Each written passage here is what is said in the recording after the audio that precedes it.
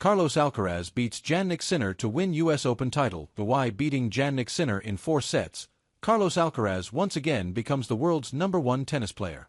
The U.S. Open final was delayed due to tightened security measures owing to the presence of Donald Trump. Spain's Carlos Alcaraz sealed his second U.S. Open title after a 4-set win over Italy's Jannik Sinner in New York. Alcaraz broke the Sinner serve in the first game of the match, as he raced away with the first set 6-2 in a little over half an hour. But Sinner wasn't going to take defeat lying down, and fought back to take the second set 6-3. Much like the first set, the third part of the match saw Alcaraz dominate, with his serve, almost impregnable over the last 2 weeks, again firing.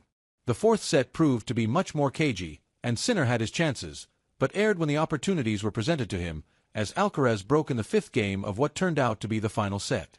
By beating last year's U.S. Open champion, Alcaraz usurps the Italian as the world #1 tennis player atop the ATP rankings.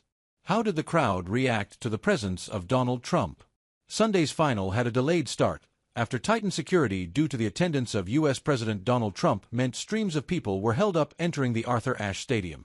Trump was met with boos by some sections of the crowd, sealed with an ace. But the players received a much warmer welcome, particularly during some epic points that defied belief. And it was ultimately Alcaraz that took the spoils, winning the title with an ace on his third championship point. Alcaraz's victory ends Sinner's 27-match winning run at hardcourt Grand Slams. "I tried my best today. I couldn't do more," said Sinner. The contest between Alcaraz and Sinner marked the first time the same two players had met in 3 major finals in a row in a calendar year. Alcaraz won an epic final against Sinner in the French Open, saving 3 championship points en route to a 5-set victory. Sinner exacted revenge a few weeks later, in winning the Wimbledon final against the Spaniard in 4 sets. "I'm seeing you more than my family," Alcaraz joked, eliciting a grin from Sinner. "It's great to share the court, to share the locker rooms, everything." U.S. Open throws up statistical quirks.